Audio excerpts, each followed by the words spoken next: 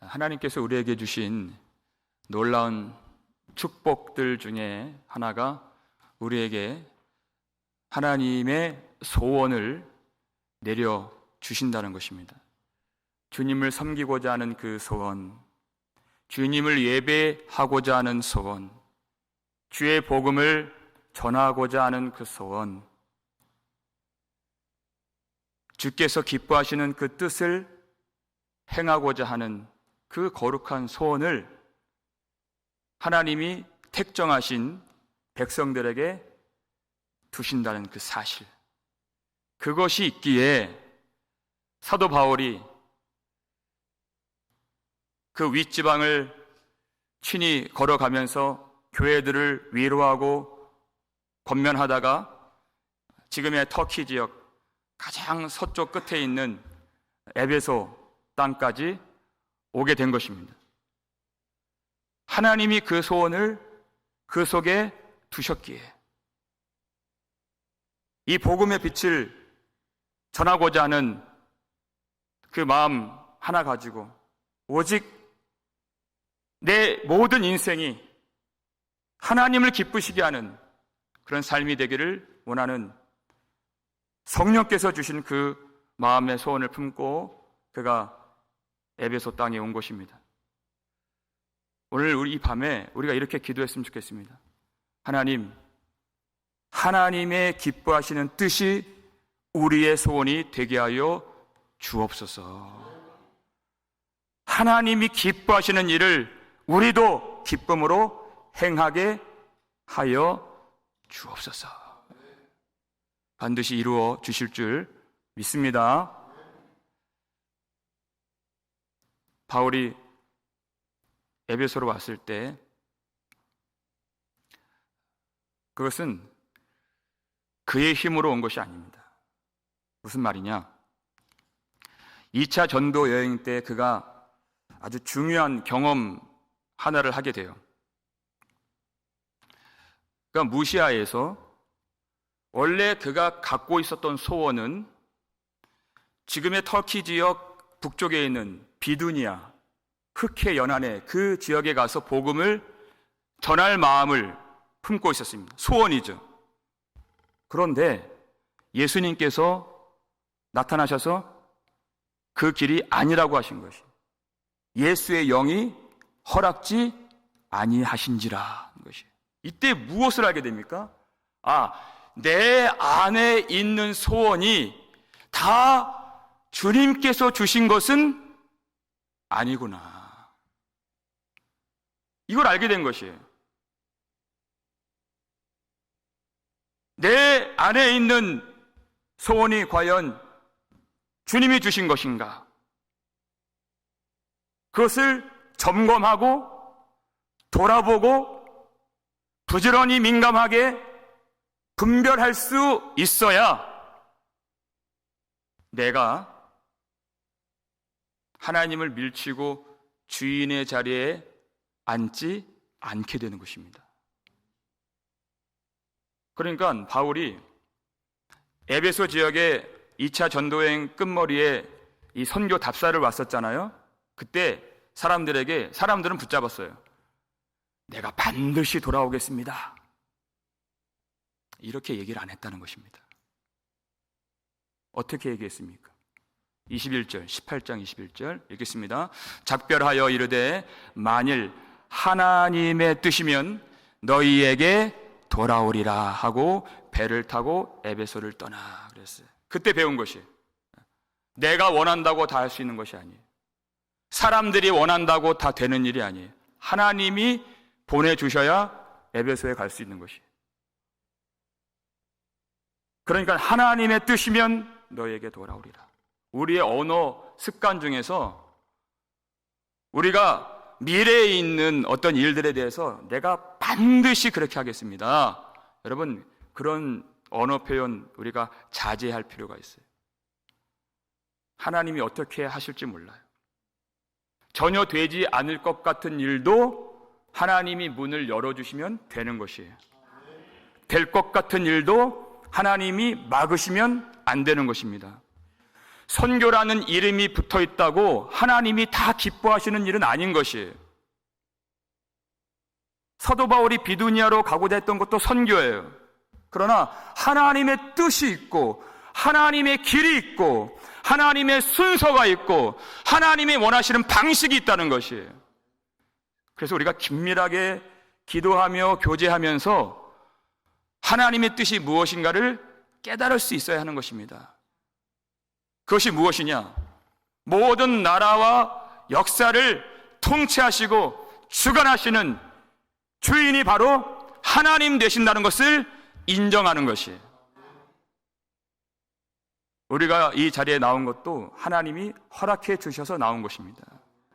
마음의 소원을 주신 것이에요.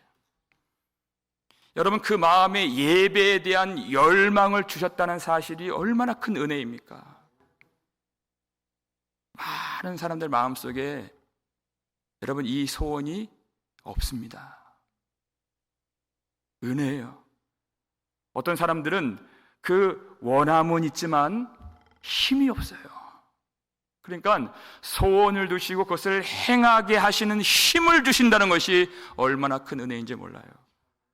여러분, 이 은혜를 가볍게 여기지 마시고 더 사모하시기를 주의 이름으로 축원합니다. 하나님 더 채워주시는 것이에요. 그렇게 하나님이 허락해 주셔서 에베소 땅에 왔을 때 1절 보니까 어떤 제자들을 만났다 이렇게 되어 있어요. 여러분, 성경에서 제자라 함은 통상 무엇을 말합니까? 예수를 믿는 사람들을 말하는 것이. 그러니까 우리가 이제 곧 이 19장 이제 들어왔잖아요. 이제 보게 될 텐데 그 유명한 파르테논 신전보다 한 10배가 크다 그래요. 그 아데미 여신을 섬기는 그 신전이 있는, 얼마나 크겠습니까? 그 에베소 땅에서 예수 믿는 자를 만났으니 얼마나 반갑고 놀라운 일이에요. 여기서 알 수 있는 것이 뭐냐면 하나님의 나라를 하나님이 세우실 때 꼭 사도 바울만 통해서 일하시는 것이 아니다는 것이에요. 이 사람들 바울이 처음 복음 가지고 전도했던 그 대상들이 아니었습니다. 이미 우리가 알지 못하는, 그야말로 이름 없이 빛도 없이, 이 성경에는 다 기록되지 않았지만 유명한 사람들이 아니지만 누군가 복음을 전해 주었던, 신실하게 하나님의 뜻에 따라서 하나님을 섬겼던 그런 하나님의 백성들이 있었다는 뜻입니다. 하나님은 그러한 사람들을 통해서 하나님의 나라를 세워 가신다 하는 것을 기억할 필요가 있는 것이에요. 그런데 바울이 그 어떤 제자들을 보았을 때 뭔가 이상해요. 일반적인 다른 제자들과 같지 않습니다. 이렇게 묻는 거죠. 2절 말씀 읽겠습니다. 이르되 너희가 믿을 때에 성령을 받았느냐? 이르되 아니라 우리는 성령이 계심도 듣지 못하였노라 하는 것이에요. 여러분, 바울이 왜 이렇게 물었을까요? 너희가 믿을 때에 성령을 받았느냐? 바울의 질문 속에 아주 중요한 것이 내포되어 있는데, 믿는다는 것은 성령을 받는 것과 뗄래야 뗄 수가 없는 아주 중요한 사실이다 하는 것이에요. 믿는데 성령 못 받은 사람이 없고 성령 받았는데 믿지 않는 사람이 없는 것입니다. 근데 이상해요. 바울의 눈에 무엇이 보여요? 성령을 받았다는 그 증거가 보이질 않는 것이에요. 여러분, 바울이 얼마나 민감한 사람입니까? 그것이 보인다는 것이, 이 사람이 정말 믿는 사람인가, 다시 말해 성령 받은 사람인가, 아니면 성령이 계시지 않는 사람인가, 그게 보인다는 거예요. 그렇다면 우리는 다 그것을 정확하게 알 수는 없어요. 그러면 성령을 주신 예수님께서는 그 사람 속에 성령이 있는가, 성령이 계시지 않는가를 얼마나 정확하게 아시겠습니까? 얼마나 두려운 말이에요. 뭐 말할 것도 없죠. 예수님이 성령을 주셨는데 예수님이 그 기름 부으심이 있는지 없는지 모르신다? 말이 안 되는 것이에요. 정확하게 아십니다. 그 증거가 나타나는 것이에요. 이것은 어떤 지식이 있느냐의 문제가 아니에요. 어떤 은사가 있느냐의 문제가 아니에요. 여러분 은사 잘 아시죠? 은사는 누군가에게는 있을 수도 있고 그 누군가에게 있는 은사가 또 다른 사람에게는 없을 수도 있는 것입니다. 몸의 각 지체와 같이 눈과 코와 입과 손가락과 다 모든 지체가 다르지만 머리 대신 예수님께 붙어 있어서 조화롭게 하나님을 영광스럽게 하는 교회가 되고 예수의 몸이 되는 것처럼 은사는 각각 다르나 성령은 한 분이시요 그랬어요. 그런데 성령이 계시지 않는다는 것은 이것은 아주 근본적이고 절대적이고 없어서는 안 될 필수적인 구원의 요건이 되는 것입니다. 너희가 믿을 때 성령을 받았느냐? 이거 없어서는 안 돼요. 그것이 보여지지 않기 때문에 이 질문이 나온 것이죠. 그런데 이 사람들이 우리는 성령의 계심을 듣지도 못하였노라 이렇게 얘기를 해요. 아볼로의 케이스하고는 좀 달라요. 아볼로는 성경에서 성령의 불타오르는 그 열심으로 그가 복음을 전하고 성경에 능통했다 그랬어요. 다른 케이스예요. 그러니까 다시 세례를 받을 일도 없었어요. 이 사람들은 다른 거예요. 근데 브리스길라와 아굴라 부부가 그 결핍된 부분을 깨우쳐 주어서 능력 있는 사역자로 세워가는 그걸 봤죠. 그런데 이 사람들은 그것과 달라요. 성령의 계심도 알지 못하고 받지도 못한 그런 상태에 머물러 있는 것입니다. 그런데 여기서 중요한 것이 있어요. 여러분, 바울의 질문은 사실 믿음이 있느냐 없느냐 그 질문이잖아요. 진짜 믿는 사람이냐 이 질문이에요, 사실은. 그런데 이 질문 받을 때 놀라운 것은 그들의 마음이 닫혀지지 않았다는 것입니다. 여러분, 정말 대책 없는 사람이 있어요. 자기가 잘 믿고 있다고만 생각을 해요. 그러면 어떻게 할 수가 없는 것입니다. 우리 주님이 원하시는 것은, 우리 주님이 교회를 통해서 행하시는 일은 그 믿음을 새롭게 하시고 그 믿음을 온전케 하시는 일이에요. 믿음의 주요 온전하게 하시는 이 예수를 바라보자 하는 것이에요. 믿음을 잘하게 하신다. 믿음이 없는 자는 있게 하시고 믿음이 작은 자는 크게 하시고 믿음이 온전치 않은 자는 온전하게 하신다. 근데 내가 믿음이 있다고만 생각하면 아무것도 할 수 있는 게 없는 거예요. 교회의 존재의 목적이 무엇입니까? 이것도 에베소 교회를 통해서 하신 말씀이잖아요. 에베소서 4장 13절 말씀 읽겠습니다. 우리가 다 하나님의 아들을 믿는 것과 아는 일에 하나가 되어 온전한 사람을 이루어 그리스도의 장성한 분량이 충만한 데까지 이르리니. 아멘. 충만한 데까지 이르도록 주님이 교회를 붙들어 주시고 말씀으로 친히 역사해 주시고 우리에게 복음을 주님이 가르쳐 주시는 것이에요. 그러기 위해서 모이는 것입니다. 하나님의 아들 예수 그리스도를 믿는 것과 예수 그리스도를 아는 일에 온전히 하나가 되어서 온전한 사람을 이루어서 인간의 수준이 아니에요. 예수 그리스도의 장성한 분량이 충만한 데까지. 이것이 교회가 모이는 목적이고 존재하는 이유가 되는 것입니다. 믿음을 잘하게 하신다, 그 뜻이에요. 우린 다 된 사람들이 아니잖아요. 이때 중요한 것이 마음이 열려져 있어야 되는 것이에요.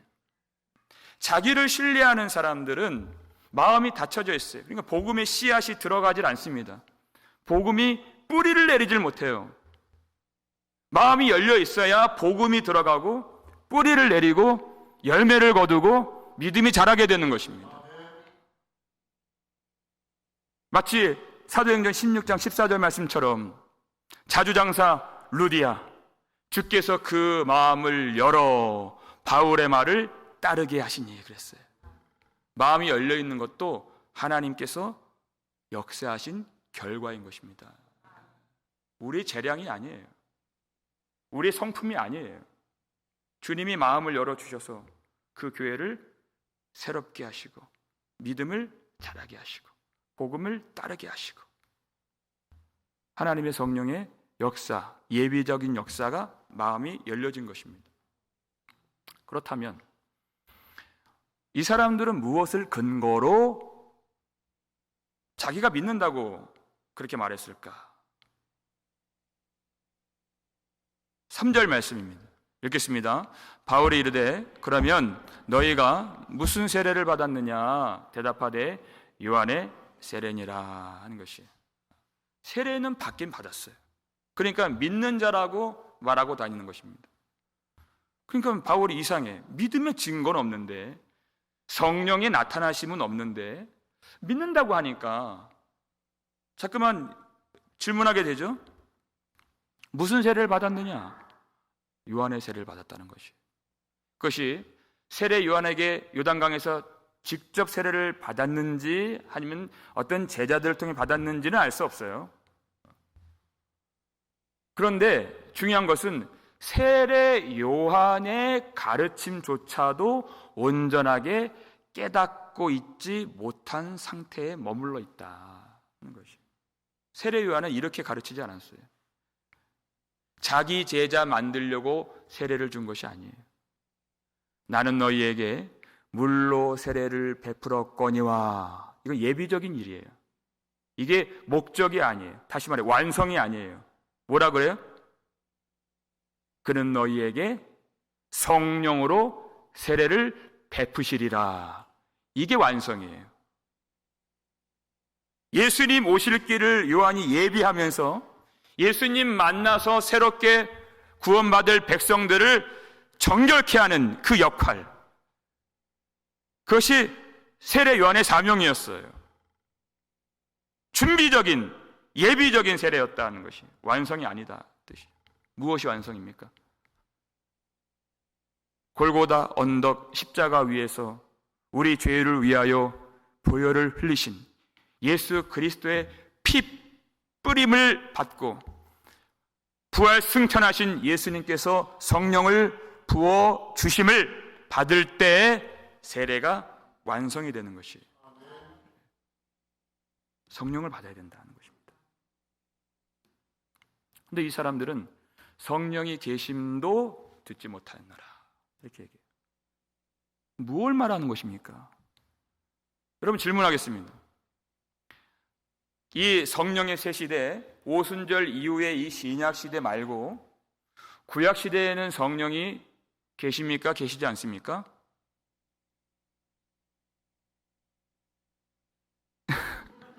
네, 계시죠. 네, 다윗이 회개할 때 뭐라고 고백해요?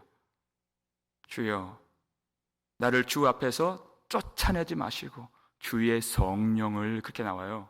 주의 성령을 거두지 마소서. 성령은 이미 계십니다. 그리고 이미 역사하고 계십니다. 오순절 때 새롭게 등장하신 성령님이 아니세요. 이미 삼위 하나님은 존재하시고 일하고 계셨습니다. 그러니까 이 사람들이 구약 성경의 내용조차도 제대로 알고 있지 못하고 있다. 그것이에요. 성경도 모르고 요한의 세례의 목적이 되시는 예수 그리스도도 모르고 예수 그리스도와 연합하는 그 경험도 없는, 그것이 에베소에 머물러 있는 제자들의 영적인 현 주소다, 그 뜻이에요. 그런 척박한 땅에 사도 바울이 복음을 전하고 있는 것입니다. 그런데 과연 2000년이 지난 지금의 교회는 어떠한가를 주님이 보게 하시죠. 우리가 세례 예식도 참여하고 성례라고 하는, 성례가 세례의 성찬, 성찬식도 참여하고, 또 세례 받으면 교회에서 세례 증서도 발급해주고, 그건 전혀 어려운 일이 아니에요. 근데 주님이 보시는 것은 그 속에 있는 내용입니다. 능력인, 생명이에요. 세례 증서 받고 내가 그걸 가지고 자부심을 갖는 그것이 아니라 정말 성령에 참여한 바 되었느냐, 살아계신 예수 그리스도와 연합이 되었느냐, 예수님을 경험한 그 증거가 있고 예수님과 하나 되었다는 그 흔적이 보이느냐 하는 것이. 그게 없다면 나는 믿노라 하는 에베소에 있는 그 12명의 제자들과 무엇이 다르겠습니까? 그들은 참으로 믿는 자들이 아니라는 뜻이에요. 왜? 성령을 받지 못했기 때문입니다. 성령의 증거가 무엇입니까, 여러분? 성령을 받는다는 것이 무엇입니까? 사도 바울이 갈라디아서 5장 16절에 이렇게 말을 해요. 읽겠습니다. 내가 이르노니 너희는 성령을 따라 행하라. 그리하면 육체의 욕심을 이루지 아니하리라. 아멘. 성령을 따라 행하는 것이, 그러니까 표가 나죠. 보여지죠. 성령을 받았는가 안 받았는가 나타나게 된다는 것이에요. 왜? 성령을 따라 행하게 되어 있기 때문에. 그리하면 육체의 욕심을 이루지 아니하리라 그랬어요.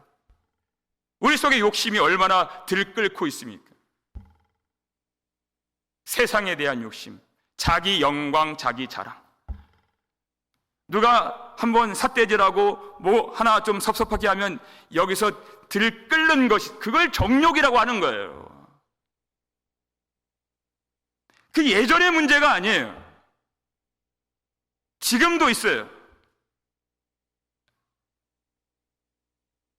뭔가 나에 대해서 조금이라도 손해를 가하는 말하면 얼굴이 붉어지고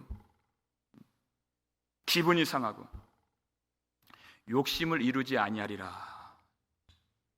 여러분, 무슨 뜻입니까? 내가 죽었다는 뜻입니다. 죽어야 벗어날 수 있는 것이. 믿으십니까, 여러분? 세례가 물에 들어가잖아요. 무슨 뜻이에요? 죽었다 그 뜻이에요. 물에 들어가면 죽는 겁니다. 그리고 올리잖아요. 다시 살았다 그 뜻이에요. 이게 세례예요. 죽었다가 살아나는 거예요. 그래야 그 욕심, 정욕, 탐심, 자기 자신, 거기서 벗어나게 되는 것이에요. 여러분, 성령께서 주시는 자유가 무엇입니까? 바로 이거예요. 죽어서 사는 것이에요. 이 욕심 속에 있는 것이 얼마나 감옥 같습니까? 모든 사람들의 말이 다 신경이 쓰여요.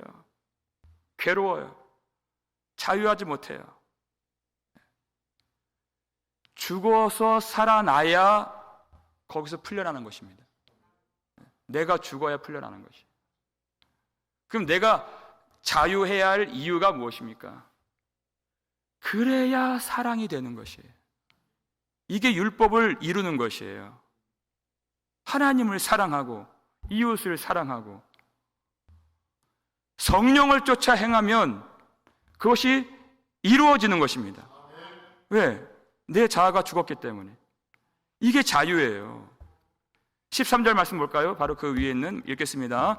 형제들아, 너희가 자유를 위하여 부르심을 입었으나 그러나 그 자유로 육체의 기회를 삼지 말고 오직 사랑으로 서로 종노릇하라. 아멘. 종노릇하는 게 자유라는 것이에요. 이게 복음의 역설입니다. 내 마음대로 사는 것이 아니에요. 율법의 저주에서 벗어나고 자기 자신이라는 감옥에서 벗어나서 성령을 쫓아 행할 때 육체의 욕심을 이루지 아니하고 하나님의 뜻, 그 모든 율법을 이루는 것이. 오직 사랑으로 서로 종노릇하라. 그랬어요. 마태복음 7장 20절 보니까 그들의 열매로 그들을 알리라. 아주 분명하죠. 이 나무가 좋은 나무인가 나쁜 나무인가 뭘로 알 수 있습니까? 열매로 알 수 있는 것이에요. 어떤 열매를 맺느냐? 복음의 씨로 심고 성령으로 자라게 하신 그런 좋은 나무라면 어떤 열매가 맺혀져요? 구원의 열매, 성령의 열매. 첫 번째 뭐예요? 사랑이 맺혀지는 것이에요. 여러분, 성령을 주셨는데 뭐가 더 필요합니까?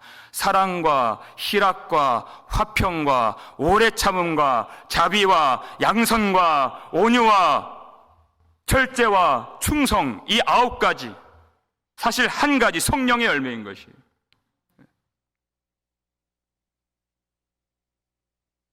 어떤 지식이 덧붙여지는 것이 아니에요. 성령으로 거듭난 사람들, 하나님의 살아계신 하나님의 은혜를 마음에 담고 사는 사람들, 이 열매가 나타나서 열매로 그들을 알리라. 그런데 그것이 보여지지 않아요. 여러분, 그러면 어떻게 해야 되겠습니까? 이들에게 무엇이 필요할까요? 이건 지식의 문제가 아니고 은사의 문제가 아니에요. 정체성의 문제라는 것입니다. 그러니까 사도 바울이 뭐라고 해요? 예수를 믿으라, 이렇게 얘기하는 거예요. 예수를 믿어야 될 일이라는 것이에요. 4절 5절 보세요. 읽겠습니다.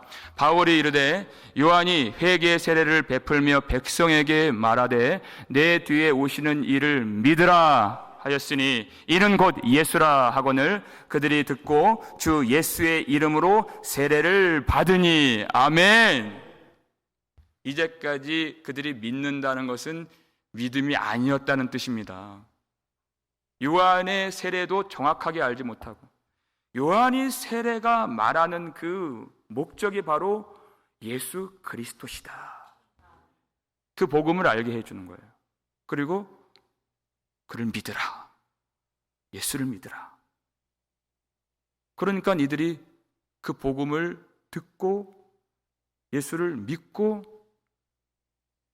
바울이 예수의 이름으로 베푸는 세례를 받았다, 이렇게 하죠. 요한의 세례 받았다 그랬잖아요. 여러분, 2번 세례 주는 거 아닌 거 아시죠? 절대 그렇게 하지 않습니다. 근데 그것은 진정한 세례가 아니었기 때문에 바울이 판단하여서 세례를 베푼 것이에요. 왜? 예수 이름의 세례가 아니었기 때문에. 세례는 예수의 이름 안에서 세례를 받는 것입니다. 근데 그들은 예수를 몰랐어요. 그래서 2번 세례를 받은 것이 아니라 이제 진정한 세례를 받은 것입니다. 이제야 비로소 예수를 믿게 되었다는 뜻이에요.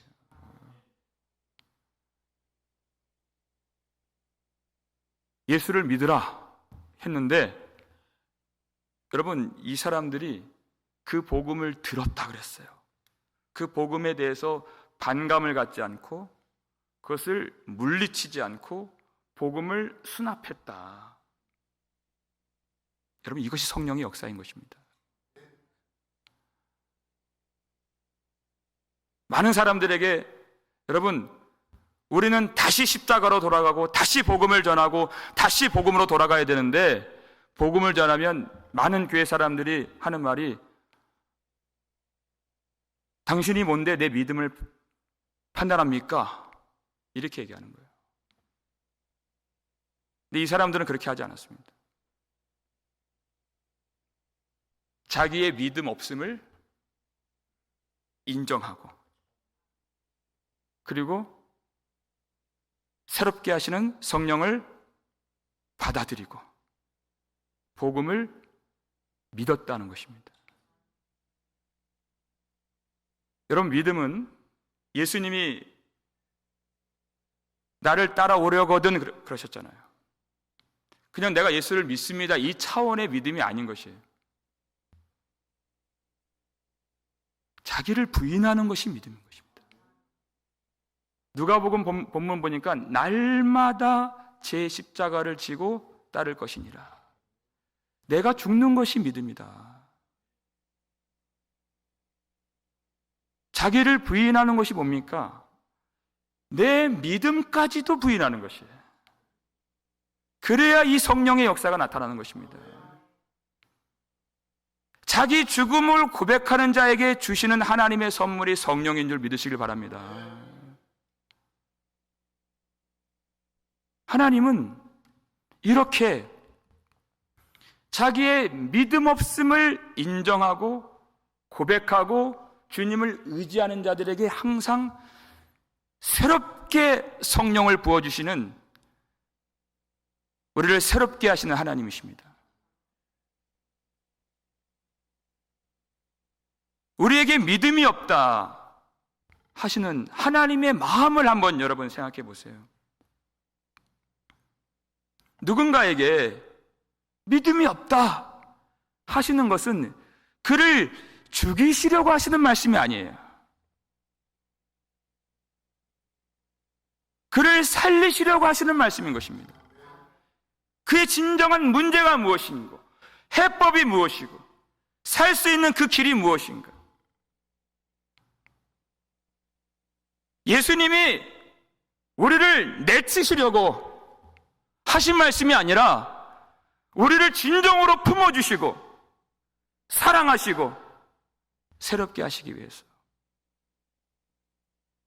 하신 말씀인 것을 믿으시길 바랍니다. 자기를 부인하는 것이,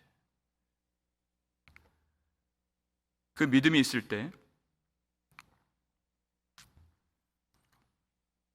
하나님께서 성령을 부어주시고 그 성령이 어떠한가를 자기들도 경험으로 알 수 있도록 그 증거를 나타내 보여주셨다 그랬어요. 그러니까 바울이 세례 베풀고 안수했더니 방언도 하고 예언도 하고 이런 증거가 나타났어요. 여러분, 이 현상이 언제 있었던 현상입니까? 오순절 성령의 역사가 나타났을 때, 그때는 120명의 제자들, 지금은 12명의 제자들, 그때 그 성령의 역사와 그 결을 같이 하고 길을 같이 하는 그 역사를 하나님이 보여주셨다, 경험하게 해주셨다는 것입니다. 오늘 이 밤에 하나님께서 성령을 경험케 해주시고 예수의 연합을 새롭게 체험케 해주시기를 주의 이름으로 축원합니다. 내가 생각하는 나의 믿음, 여러분 그 정도에서 만족하시면 안 됩니다. 주님이 인정하시는 그 믿음까지 가야 되는 것이. 누구든지 그리스도 안에 있으면 새로운 피조물이라. 이전 것은 지나갔을 때 보라 새 것이 되었도다. 전혀 새롭게 하시는 그 어둠의 영역에서 벗어나서 우리를 완전히 새롭게 해주시는 예수 그리스도 안에서 성령의 자유를 오늘도 누리게 해주기를 원하시는 하나님. 어떻게 그 사탄의 영역에서 벗어납니까? 죽어야 사는 것입니다. 죽어서 벗어나는 것이. 이제 죄에 대하여는 죽고 예수 그리스도 안에서 하나님에 대하여는 살아있는 자로 여길지어다 그랬어요. 이제 전혀 새로운 능력과 전혀 새로운 자유와 전혀 새로운 질서와 통치 속에서 주님이 기뻐하시는 일을 행할 수 있는, 성령을 조차 행할 때 더 큰 성령의 능력을 맛볼 수 있도록 하나님은 그 경험을 해 주시기를 원하신다는 것입니다. 성령께서 우리 가운데 하나님을 아빠, 아버지라 부르짖느니라 그랬어요. 성령께서 하신 일입니다. 부르짖게 하신다는 것이에요.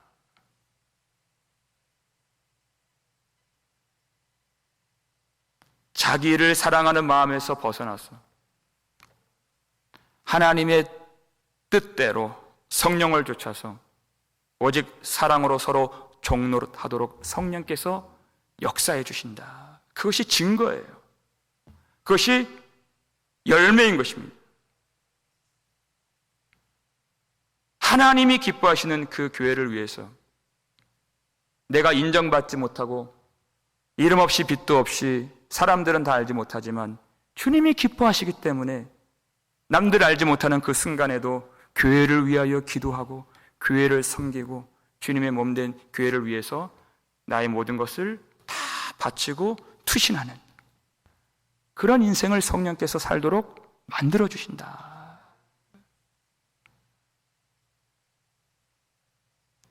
예수 그리스도 안에서 성령을 경험하고자 하는 그 소원도 하나님이 내려주시는 것입니다.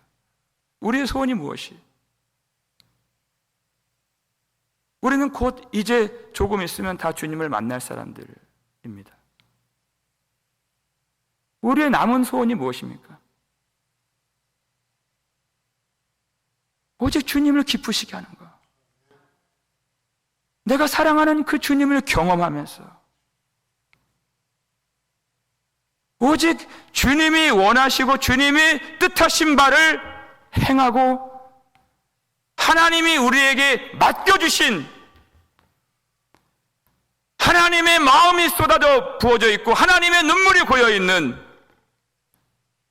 그 일에 우리가 들어가고 우리의 소원을 거기에 두고 우리의 중심을 거기에 두고 우리 인생을 그 일에 헌신하는 것.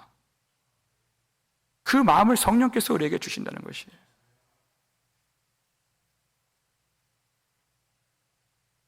이 험악한 세상 속에서, 이 어두운 세상 속에서 여러분, 교회가 아니면 성령받아 믿는 우리가 아니면 이 땅에 소망이 어디 있겠습니까? 그러니까 첫 번째 열매, 그 진실한 사랑이 나타나야 하는 것입니다. 성령보다 더 큰 것을 하나님이 주실 수가 없어요. 이미 다 주신 것입니다. 성령이 아니고서는 우리가 어떻게 기뻐할 수 있겠습니까? 환경이 문제가 아니에요. 내가 어떤 어려움에 처해 있는가, 그 문제가 아니에요. 성령께서 반드시 희락을 주신다 그랬어요. 화평을 주신다 그랬습니다. 그 어떤 역경 속에서도 오래 참을 수 있도록 역사해 주신다.